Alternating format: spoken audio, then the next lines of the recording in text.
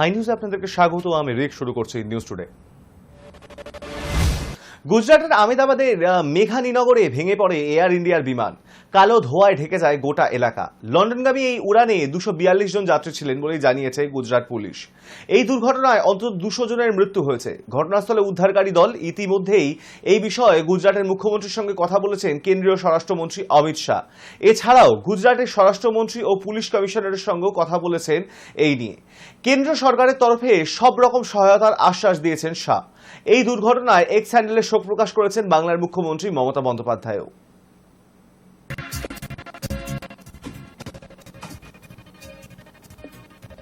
বুধবার হঠাৎ করেই উত্তপ্ত হয়ে ওঠে দক্ষিণ 24 পরগনার মহেশতলার রবীন্দ্রনগর থানা এলাকা। দুই গোষ্ঠীর সংঘর্ষে উত্তাল হয়ে ওঠে গোটা অঞ্চল। সূত্রের খবর, একটি দোকানে বসাকে কেন্দ্র করেই দুই গোষ্ঠীর মধ্যে সংঘর্ষ শুরু হয়। পরিস্থিতি একসময় এমন পর্যায়ে পৌঁছয় যে পুলিশের উপস্থিতিতেই উন্মত্ত জনতা শুরু করে ইট বৃষ্টি। সংঘর্ষের জেরে আহত হয়েছেন অন্তত 30 থেকে 35 জন। বুধবারের ঘটনার পরে বৃহস্পতিবার সকাল থেকেই রবীন্দ্রনগর থানা এলাকায় বাড়তি পুলিশ মোতায়েন করা হয়েছে। মহেশতলার রবীন্দ্রনগরের সংঘর্ষের ঘটনায় এখনো পর্যন্ত গ্রেফতার করা হলো 40 জনকে। এদের মধ্যে 12 জনকে কলকাতা পুলিশ এবং 28 জনকে রাজ্য পুলিশ গ্রেফতার করেছে।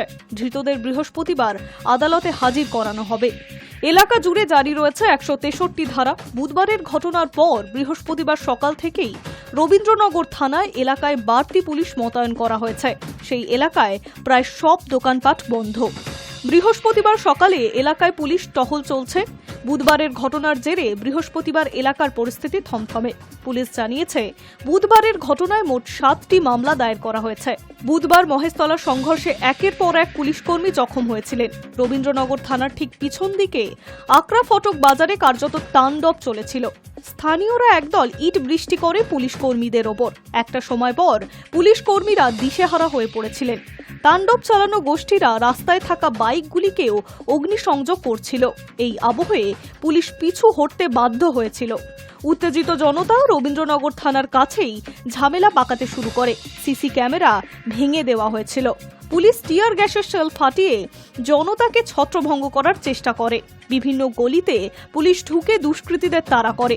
অনেক ক্ষেত্রে পুলিশকেও পাল্টা তাড়া খেতে হয়। এলাকায় বহু বাড়ির ছাদ থেকে ইট ছোড়া হয় বলে অভিযোগ করা হয়। স্থানীয় এক মন্দির কমিটির জমি ঘিরে বিবাদের জেরে স্থানীয়দের একটি গোষ্ঠী চড়াও হয় অন্য একটি গোষ্ঠীর ওপরে। মন্দির কমিটির জমিতে ভাঙচুর চলে। একটি গোষ্ঠীর মালিকানাধীন দোকানপাট বাড়িঘরেও হামলা চালায় অপরপক্ষ। পুলিশ আটকাতে গেলে পুলিশকেও মারধর খেতে হয়। এই আবহে মহেশতলার কেন্দ্রীয় বাহিনী মোতায়েনের দাবি তুলেছে বিরোধী দলনেতা শুভেন্দু অধিকারী। অপরদিকে তৃণমূলের পক্ষ থেকেও কুণাল ঘোষ আবার প্রশাসনকে সাহায্য করার আহ্বান জানিয়েছে। শুভেন্দু অধিকারী এই ঘটনায় উস্কানি দিচ্ছেন বলে অভিযোগ কুণাল ঘোষের। কিন্তু এমন পরিস্থিতিতে মহেশতলা যাওয়ার অনুমতি চেয়ে রাজ্য পুলিশের ডিজি এবং ডায়মন্ড হারবারের এসপিকে চিঠি লেখেন বিরোধী দলনেতা শুভেন্দু অধিকারী। ছেলেরা মার খাচ্ছে, মহিলারা মার খাচ্ছে, 12টা গাড়ি ভেঙেছে। আমি কলকাতা হাইকোর্টে ছুটির দিনে গিয়ে অর্ডার আছে, তুমি ফেল করলে প্যারামিলিটারি চাও। হিন্দুদের বাঁচানোর জন্য আর কমন পুলিশ বোলপুরের আইসি যেমন বউ আর মা তুলেছে, ছুতে পারেনি ঠিকই। এই পুলিশদের অবস্থা তাই। বাড়িতে যান, ঝাঁটা খাবেন। আজ রাতেই ঝাঁটা খাবেন। উত্তাল হবে বিধানসভা, উত্তাল হবে। মহেশতলার ঘটনায় এনআইএ তদন্ত চাইছে শুভেন্দু অধিকারী। সেই আবেদন জানিয়ে কলকাতা হাইকোর্টের দ্বারস্থ হয়েছেন তিনি। প্রধান বিচারপতির ডিভিশন বেঞ্চে জনস্বার্থে মামলা দায়ের করলেন Suvendu Adhikari. Hi news network. দুই গোষ্ঠীর সংঘর্ষে বুধবার উত্তাল হয়েছে মহেশতলা। ঘটনায় পুলিশও আক্রান্ত হয়েছে। আর স্বাভাবিকভাবেই এই ঘটনায় প্রশাসনের ভূমিকা নিয়েও প্রশ্ন উঠছে। তবে বৃহস্পতিবার সাংবাদিক বৈঠক করে ডায়মন্ড হারবারের এসপি বলেন, সঠিক সময় অ্যাকশন নিয়েছে পুলিশ, বেশি বাড়াবাড়িও করা হয়নি। এবার বিষয়টি লঘু করেও দেখা হয়নি। যতটুকু দরকার ততটুকুই পদক্ষেপ নেওয়া হয়েছে।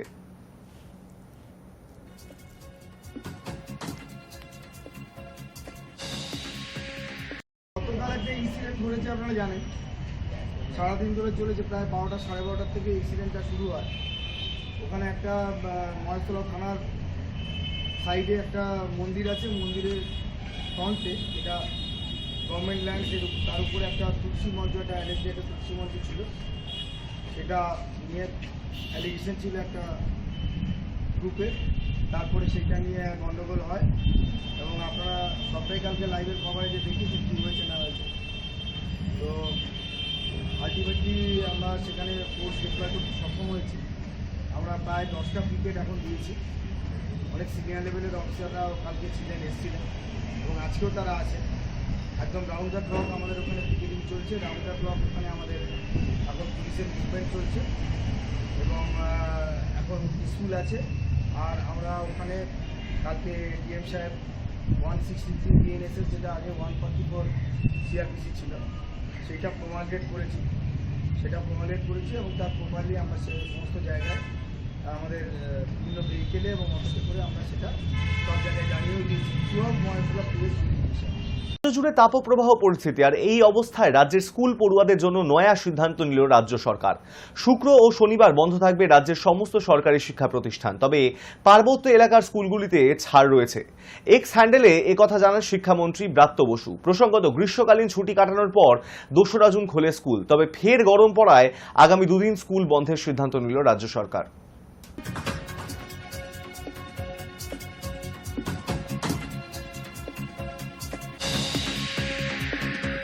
দুর্যোগ পিছু ছাড়ছে। গত সপ্তাহ থেকে বৃহস্পতিবার বেলা পর্যন্ত তীব্র গরমে নাজেহাল বঙ্গবাসী। স্বস্তির পূর্বাভাস দিয়েছে আবহাওয়া দপ্তর। বৃহস্পতিবার বিকেলের পর থেকে আগামী 7 দিন গোটা বাংলা জুড়ে ঝড় বৃষ্টির সম্ভাবনা রয়েছে। জারি রয়েছে সতর্কতাও। এই 7 দিনের মধ্যে আবার একাধিক জেলায় ভারী বৃষ্টিও হতে পারে। রইল আবহাওয়ার লেটেস্ট আপডেট। মধ্য বঙ্গোপসাগর এবং উত্তর অন্ধ্রপ্রদেশ উপকূলে ঘূর্ণাবর্ত সক্রিয় রয়েছে। পূর্ব ভারত ও দক্ষিণ ভারত সংলগ্ন এলাকায় মৌসুমী অক্ষরেখা সক্রিয় হবে 14 জুন থেকে। 16 থেকে 19 জুনের মধ্যে দক্ষিণবঙ্গে বর্ষা আসার অনুকূল পরিবেশ তৈরি হতে পারে।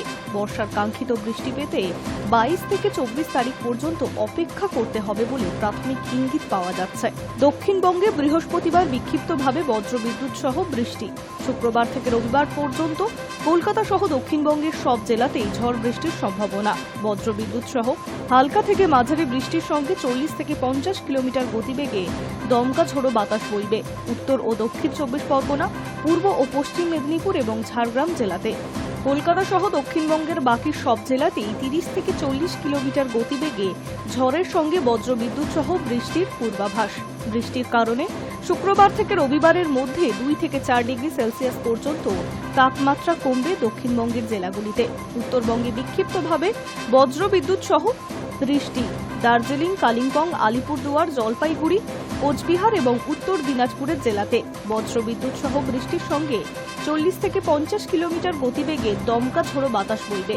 শুক্রবার দার্জিলিং থেকে মালদা, উত্তরবঙ্গের 8 জেলাতেই ঝড় বৃষ্টির পূর্বাভাস দেওয়া হয়েছে। Hi news. পর্ন কাণ্ড এবং সোদপুরের তরুণীকে নির্যাতনের ঘটনায় অভিযুক্ত শ্বেতা খান গ্রেপ্তার। কলকাতার আলিপুর এলাকা থেকে বুধবার রাতে তাকে গ্রেপ্তার করা হয়েছে। অবশেষে পুলিশের জালে ডোমজুড়ের পণ সম্রাজ্ঞী ফুলটুসি ওরফে শ্বেতা খান। পুলিশ সূত্রে খবর, আলিপুর থেকে গ্রেফতার করা হয়েছে তাকে। এর আগে বুধবার সকালে শ্বেতার ছেলে আরিয়ানকে গলফ গ্রিন থেকে পাকড়াও করে পুলিশ। তাকে জেরা করে মায়ের সম্পর্কে তথ্য জোগাড় করেন তদন্তকারীরা। শ্বেতা খান ইভেন্ট ম্যানেজমেন্ট সংস্থার আড়ালে সফট পর্ন তৈরি করত বলে অভিযোগ। জানা গিয়েছে, ছেলে আরিয়ান তরুণীকে প্রেমের জালে ফাঁসিয়ে মায়ের কাছে নিয়ে আসত, আর শ্বেতা খান এরপর জোর করে তাদের দিয়ে নানা রকম কুকর্ম করাত। জানাজানি যাতে না হয় তাই হুমকিও দেওয়া হতো। সোদপুরের তরুণীকে কাজের টোপ দিয়ে বাড়িতে আটকে রেখে অত্যাচার চালানো হয়। ওই তরুণীর পরিবারের অভিযোগের ভিত্তিতেই গত রবিবার শ্বেতার কুকীর্তি সামনে আসে। তারপর থেকেই গা ঢাকা দিয়েছিল শ্বেতা এবং তার ছেলে আরিয়ান। বুধবার সকালে ডোমজুর থানা এবং হাওড়া সিটি পুলিশের যৌথ তল্লাশিতে আরিয়ানকে গ্রেফতার করা হয়েছে। গলফ গ্রিন থেকে তাকে পাকড়াও করে পুলিশ। টানা জেরায় ভেঙে পড়ে। মায়ের বর্তমান ব্যবহৃত নম্বর পুলিশকে জানায় সে, কারণ গা ঢাকা দেওয়ার পর থেকে একাধিকবার নিজের মোবাইল নম্বর বদল করেছে শ্বেতা। আরিয়ানের থেকে পাওয়া শ্বেতার মোবাইল নম্বর ট্র্যাক করে পুলিশ, আর সেই সূত্র ধরেই পুলিশ জানতে পারে আলিপুরে গা ঢাকা দিয়ে রয়েছে শ্বেতা খান। সেই অনুযায়ী ওই এলাকায় হানা দেয় পুলিশ। এদিকে নিজের পোশাক বদলে পুলিশের চোখে ধুলো দিয়ে ঘুরে বেড়াচ্ছিল এতদিন শ্বেতা। তাকে ধরেও পুলিশ নিশ্চিত হতে পারছিল না। তারপর তার পরিবারের লোকজনকে ছবি তুলে পাঠায় পুলিশ। পরিবারের লোকজন ফুলটুসি ওরফে শ্বেতাকে শনাক্ত করার পর গ্রেফতার করা হয় তাকে। বৃহস্পতিবার ফুলটুসিকে হাওড়া আদালতে তোলা হবে। তাকে নিজেদের হেফাজতে নিতে পারেন পুলিশ আধিকারিকেরা। শ্বেতা খানের বাঁকুড়ার ফ্ল্যাটের বন্ধ দরজার পিছনেই অনেক রহস্য লুকিয়ে থাকতে পারে বলে সন্দেহ পুলিশের। ওই ফ্ল্যাটে তল্লাশি চালাতে ইতিমধ্যেই আদালতের অনুমতি পেয়েছে পুলিশ। বুধবার সন্ধ্যায় ওই ফ্ল্যাটের বাইরে থেকে নতুন করে একটি তালা ঝুলিয়ে দিয়েছেন তদন্তকারীরা। তালা ঝোলানো হয়েছে সীতাদের গ্যারেজ ঘরেও। বর্তমানে সাগর দত্ত হাসপাতালের আইসিইউতে রাখা হয়েছে সোদপুরের সেই তরুণীকে। পরিবার সূত্রে খবর, তরুণীর শারীরিক অবস্থার অবনতি হয়েছে। তরুণীকে নির্যাতনের ঘটনায় স্বতঃপ্রণোদিতভাবে পদক্ষেপ করে জাতীয় মহিলা কমিশন। তারা মঙ্গলবার রাজ্যের ডিজি রাজীব কুমারকে একটি চিঠি পাঠায়। তাতে বলা হয়েছে 3 দিনের মধ্যে অ্যাকশন টেকেন রিপোর্ট জমা দিতে হবে কমিশনকে। তাছাড়া নির্যাতিতার শারীরিক এবং মানসিক চিকিৎসার যথোপযুক্ত ব্যবস্থাও করতে বলা হয়েছে। Hi news network. ফের কলকাতায় বৃদ্ধা খুন, মুচিপাড়ার শার্পেন্টাইন লেনের ঘটনা। জানা যায় বাড়ির বাইরে থেকে দরজা বন্ধ ছিল। প্রাথমিকভাবে অনুমান লুটপাটের পর বৃদ্ধাকে খুন করে পালায় আততায়ীরা। বছর ৭৬-এর বৃদ্ধার নাম নমিতা পাল। বৃদ্ধা বাড়িতে একাই থাকতেন বলেই জানা যাচ্ছে। বুধবার সন্ধ্যায় প্রতিবেশীরা জানালা দিয়ে তাকে পড়ে থাকতে দেখে মুচিপাড়া থানায় খবর দেয়। ঘটনাস্থলে লালবাজারের গোয়েন্দারা এসে পৌঁছন। পুলিশ কুকুরের সাহায্যে চলছে খুনির সন্ধান। এলাকার সিসিটিভি ফুটেজ খতিয়ে দেখা হচ্ছে।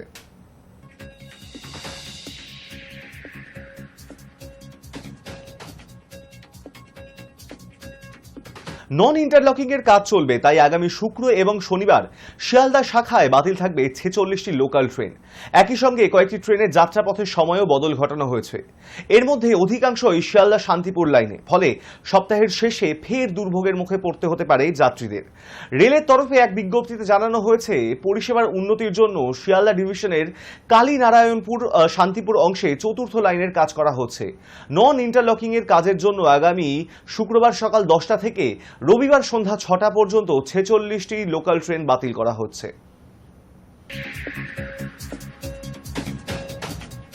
চলতি মাসে পরপর 3 দিন বেশ কিছুক্ষণ ধরে যান চলাচল বন্ধ থাকবে বিদ্যাসাগর সেতুতে। ওই সেতু সংলগ্ন রাস্তাগুলিতেও গাড়ি নিয়ে যাওয়া যাবে না। পরিবর্তে ওই নির্দিষ্ট সময়ের জন্য যে অন্য কোনো রাস্তায় গাড়ি ঘুরিয়ে দেওয়া হবে, তা বিশদে জানিয়েছে কলকাতা পুলিশ। বলা হয়েছে, জনগণের সুরক্ষার্থে বিদ্যাসাগর সেতুতে কিছু সংস্কার প্রয়োজন। তার আগেই হুগলি নদীর ব্রিজ সংলগ্ন কমিশনার্স অথরিটির তত্ত্বাবধানে আগামী 13 থেকে 15 জুন 3 দিন সেতুতে সমীক্ষা চলবে। 3 দিনই ভোর 4:30 থেকে সকাল 7:30 পর্যন্ত বিদ্যাসাগর সেতু বন্ধ থাকবে। কলকাতার পুলিশ কমিশনার মনোজ বর্মা এই বিজ্ঞপ্তি জারি করেছেন। বলা হয়েছে, বিদ্যাসাগর সেতু এবং সংলগ্ন Khidirpur road, AJC Bose road, saint George's road এবং স্ট্যান্ড রোডে 13, 14 এবং 15 তারিখ সকালে 3 ঘন্টা যান চলাচল বন্ধ থাকবে।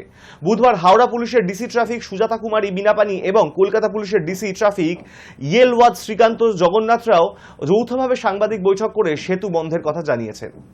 2023-এর সেপ্টেম্বরে নরেন্দ্র মোদীর সরকার সব দলের সম্মতির ভিত্তিতে নারী শক্তি বন্ধন অধিনিয়ম পাশ করিয়েছে। তাতে 33% আসন মহিলাদের জন্য সংরক্ষণের কথাও বলা হয়েছে। মহিলাদের জন্য লোকসভা এবং রাজ্য বিধানসভায় 1/3 আসন সংরক্ষণের সিদ্ধান্ত 2029 সালের নির্বাচন থেকে কার্যকর হবে। হিসেব মতো সে বছরের লোকসভা ভোট এবং ওড়িশা, অন্ধ্রপ্রদেশ, হরিয়ানা, ঝাড়খণ্ড এবং মহারাষ্ট্র বিধানসভা নির্বাচনে প্রথম কার্যকর হবে মহিলাদের জন্য আসন সংরক্ষণ। 2023-এর সেপ্টেম্বরে নরেন্দ্র মোদী সরকার সমস্ত দলের সম্মতির ভিত্তিতে নারী শক্তি বন্ধন অধিনিয়ম পাশ করিয়েছে। তাতে 33% আসন মহিলাদের জন্য সংরক্ষণের কথা বলা আছে। বিল পাশের সময় বলা হয়েছিল, সংসদের বর্তমান আসন সংখ্যা চালু থাকা পর্যন্ত এই সংরক্ষণ চালু হবে না। সংসদ এবং বিধানসভার সীমানা পুনর্নির্ধারণের মাধ্যমেই আসন সংখ্যা বৃদ্ধির পর সংরক্ষণ বলবৎ হবে। তার আগে হবে জনগণনা। গত সপ্তাহে কেন্দ্রীয় সরকার জনগণনা করার সিদ্ধান্ত ঘোষণা করেছে। হিসেব মতো তা 2021-এ হওয়ার কথা ছিল। করোনার কারণে তখন উদ্যোগ নিয়েও তা স্থগিত রাখা হয়। এখন সিদ্ধান্ত হয়েছে, জনগণনা আগামী বছর থেকে পুরো দমে শুরু হবে। ফল প্রকাশ করা হবে 2027-এর গোড়ায়। তারপর কাজ শুরু করবে ডিলিমিটেশন কমিশন। তারা আসন পিছু গড় ভোটার সংখ্যা চূড়ান্ত করার পর সংসদীয় ও বিধানসভা এলাকা সীমানা নির্ধারণ করবে। অবশ্য কেন্দ্রীয় সরকার চাইলেও কাজটা সহজ নাও হতে পারে। তামিলনাড়ু সহ দক্ষিণের রাজ্যগুলি এখনই ডিলিমিটেশন চাইছে না। তাদের বক্তব্য, জন্ম নিয়ন্ত্রণের সাফল্যের কারণেই ওই রাজ্যগুলির জনসংখ্যা কম, স্বভাবতই লোকসভা ও বিধানসভার আসন সংখ্যা কমে যাবে। তামিলনাড়ুর মুখ্যমন্ত্রী এম.কে. স্ট্যালিনের বক্তব্য, সব রাজ্যে, বিশেষ করে উত্তর ভারতের রাজ্যগুলিতে নতুন জন্মহার জাতীয় গড়ের নিচে না নামা পর্যন্ত ডিলিমিটেশন না করাই সঠিক সিদ্ধান্ত। 2050 সাল পর্যন্ত তা পিছিয়ে দিতে একাধিক দল ও রাজ্যকে পাশে নিয়ে প্রস্তাব গ্রহণ করেছেন তিনি। স্বভাবতই মহিলা সংরক্ষণ চালু করার ক্ষেত্রে ডিলিমিটেশনকে প্রাক শর্ত করার সিদ্ধান্ত নিয়ে অনেকেরই আপত্তি আছে। Hi news network. কয়েকদিন আগেই ভারতের সঙ্গে সম্পর্ক নিয়ে সুর নরম করেছিলেন ইউনূস। দু দেশের মধ্যে পারস্পরিক শ্রদ্ধা ও সমঝোতায় ভরসা রেখে আগামী দিনে দ্বিপাক্ষিক সম্পর্কের উন্নতি চেয়েছিলেন। কিন্তু পাল্টি খেয়ে ফের একবার ভারতের প্রধানমন্ত্রী নরেন্দ্র মোদীকে দুষলেন বাংলাদেশের অন্তর্বর্তী সরকারের উপদেষ্টা মোহাম্মদ ইউনূস। সংঘাতের কেন্দ্রবিন্দু সেই শেখ হাসিনা। ইউনূসের অভিযোগ, ভারত তাকে এখনো আশ্রয় দিয়েছে, আর সেখানে বসে তিনি যেসব বক্তৃতা দিচ্ছেন তার জন্য বাংলাদেশে অস্থিরতা বাড়ছে, ক্ষোভের সঞ্চার হচ্ছে। অর্থাৎ এই মুহূর্তে ওপার বাংলায় যা কিছু ঘটছে তাই নিয়ে মুজিব কন্যা আর দিল্লিকে তোপ দেগে দায় ঝাড়ছেন ইউনূস। মুহূর্তে 4 দিনের ব্রিটেন সফরে রয়েছে ইউনূস। লন্ডনে তার সাক্ষাৎ হওয়ার কথা রয়েছে বিএনপির ভারপ্রাপ্ত চেয়ারম্যান তথা খালেদা জিয়ার ছেলে তারেক রহমানের সঙ্গে। বাংলাদেশে ভোটের সুনির্দিষ্ট দিনক্ষণ নিয়ে তাদের মধ্যে আলোচনা হওয়ার কথা রয়েছে। তার আগে লন্ডনের চাথাম হাউসে প্রশ্ন উত্তর পর্বে মোদীকে তোপ দাগলেন ইউনূস। বলেন, আমার সঙ্গে ভারতের প্রধানমন্ত্রী নরেন্দ্র মোদীর দেখা হয়েছিল। তখন আমি তাকে বলেছিলাম, আপনি হাসিনাকে থাকতে দিয়েছেন, আমি আপনাকে আপনার নীতি বদলাতে জোর করতে পারি না, কিন্তু দয়া করে আমাকে প্রতিশ্রুতি দিন যে হাসিনা বাংলাদেশে কোনো মানুষের সঙ্গে যেন যোগাযোগ না করে। তিনি যা কিছু বলছেন, যা কর্মসূচি ঘোষণা করছেন, তাতে আমাদের দেশে উত্তেজনা বাড়ছে। কেন উনি আমাদের দেশকে অস্থির করছেন? ইউনূস ক্ষোভ প্রকাশ করে আরও বলেন, আমার কথা শোনার পর মোদী বলেছিলেন সোশ্যাল মিডিয়ায় এই সব খবর ছড়াচ্ছে, আমরা কিভাবে সোশ্যাল মিডিয়াকে নিয়ন্ত্রণ করব? এর উত্তরে আমি বলেছিলাম, আপনি কিভাবে এটা বলতে পারেন? আমাদের দেশে অগ্নিগর্ভ পরিস্থিতি তৈরি হচ্ছে, আর আপনি সোশ্যাল মিডিয়া বলে এটা সমস্ত এড়িয়ে যাচ্ছেন। উল্লেখযোগ্য, এই মুহূর্তে মুজিবর কন্যা প্রত্যর্পণ নিয়ে দিল্লি ও ঢাকার মধ্যে সমস্যা তুঙ্গে রয়েছে, কারণ হাসিনার বিরুদ্ধে একাধিক গণহত্যার মামলা সহ একাধিক মামলার দায়ের করা হয়েছে, জারি করা হয়েছে গ্রেফতারি পরোয়ানা। তাই মুজিবর কন্যাকে ফেরত চেয়ে দিল্লিকে চিঠি পাঠায় মোহাম্মদ ইউনূসের অন্তর্বর্তী সরকার, যার কোনো উত্তর দিতে চায়নি ভারতের বিদেশ মন্ত্রক। পরে হাসিনার ভিসা বাতিল করে দেয় ঢাকা, কিন্তু তার দিল্লিতে থাকার মেয়াদ বাড়িয়ে দেয় ভারত। এই নিয়ে দুই দেশের সংঘাত এখনো বজায় রয়েছে। High news network.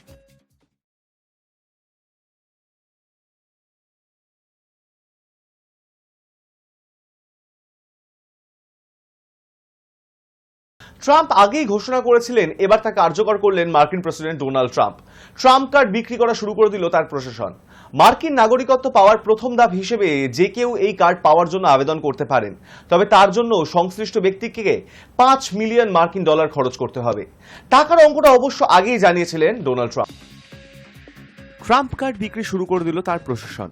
মার্কিন নাগরিকত্ব পাওয়ার প্রথম ধাপ হিসেবে যে কেউ এই কার্ড পাওয়ার জন্য আবেদন করতে পারেন, তবে তার জন্য সংশ্লিষ্ট ব্যক্তিকে $5 মিলিয়ন খরচ করতে হবে। বুধবার সমাজ মাধ্যমে পোস্ট করে মার্কিন প্রেসিডেন্ট জানালেন কিভাবে এই কার্ডের জন্য আবেদন করা যাবে আর কার্ড প্রাপকরা কি কি সুবিধা পাবেন। ট্রাম্প কার্ড আমেরিকায় গোল্ড কার্ড নামেও পরিচিত। ট্রাম্প জানিয়েছেন, আগ্রহীদের নতুন তৈরি হওয়া ওয়েবসাইটে গিয়ে আবেদন করতে হবে।